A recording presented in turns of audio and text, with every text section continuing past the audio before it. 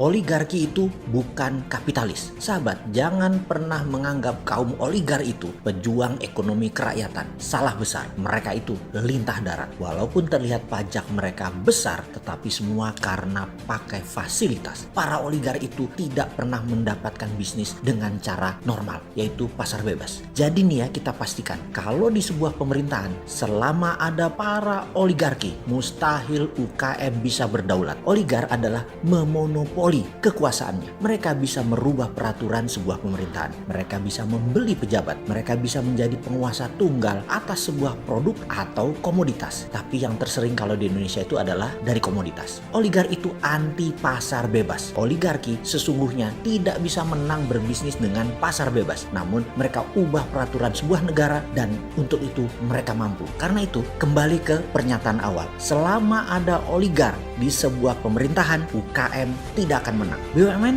masuk oligar kah? Ya, pasti. Karena itu saya jauh-jauh hari kalau ini adalah prinsip saya pribadi. Yaitu saya mengatakan saya anti negara berbisnis. Karena itu pelanggengan oligarki. Dan itu anti ekonomi kerakyatan, anti UKM. Tidak mungkin sila kelima akan terjadi di Indonesia, yaitu keadilan sosial bagi seluruh rakyat Indonesia. Tidak mungkin. Bullshit aja bisa nolong UKM, bisnis kerakyatan, namun masih ada BUMN dan oligarki swasta berkuasa. Itu adalah sebuah prank besar kalau ada pejabat mengatakan bisa mengangkat UKM dari tidur panjang selama ini untuk bisa bangun, berdiri, dan berlari menguasai dunia. Oligarki akan berusaha mematikan persaingan dan mematikan liberalisme pasar bebas. Bacanya adalah menggembosi dan membatasi UKM. UKM harus hilirnya mereka. UKM boleh bikin gerobak mie jutaan, tapi mie-nya dari mereka. Boleh punya warung bakso jualan, tapi dagingnya dari mereka. Boleh punya kafe, kopi ratusan ribu tumbuhnya, tetapi kopinya, gulanya dari mereka. Itu oligarki cara bekerjanya. Sisi lain,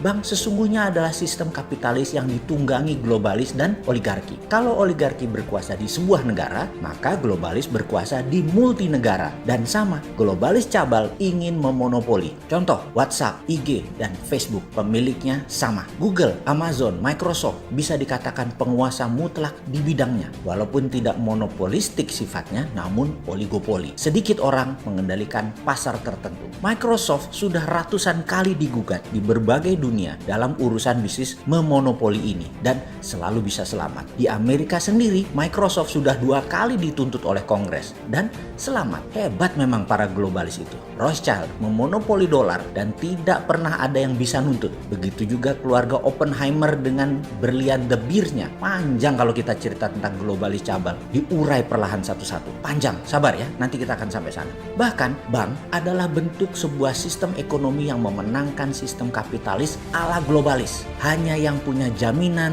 yang bisa pinjam. Jadi Anda, kita para rakyat kecil, duitnya dikumpulin di bank tapi tidak bisa buat pinjam karena hanya 10% manusia yang punya jaminan, yaitu mereka yang kaya, yang dekat dengan kekuasaan atau yang bermain dengan para oligar, dan sedikit sekali yang bisa bermain di sana yang murni dari pasar bebas. Tiongkok yang dipuja-puji oleh banyak pejabat saat ini adalah negara berbisnis dengan menggunakan sistem oligarki. Namun swastanya didukung oleh pemerintah untuk menggarap pasar domestik. Dia belah-belah itu sisi pasarnya. Jadi kalau mau tiru Tiongkok itu total tirunya. Jangan ikuti maunya Tiongkok seperti saat ini. Tiru total adalah seluruh proyek BUMN Cina pakai duit renminbi yang uang tersebut dicetak berdasarkan proyek. Nggak usah pinjem asing, cetak duit. Indonesia bisa lakukan itu. Semua proyek nasional pakai print money. Swasta di Tiongkok pakai mekanisme pasar normal biasa dan dukung dengan peraturan, yaitu perusahaan internasional batasi mainnya di lokal sampai swasta nasional menang. Jadi swasta nasional dilindungi pemerintah untuk melawan pebisnis asing. Sementara BUMN dan APBN garap bukan pasar nasional dalam tanda petik, tetapi pasar internasional dan proyek negara. Oligar asing masuk Tiongkok, dirangkul BUMN dan negara untuk garap pasar internasional. Kita juga bisa lakukan hal yang sama. Jangan oligar asing masuk malah untuk kuasai pasar lokal. Mati UKM bos.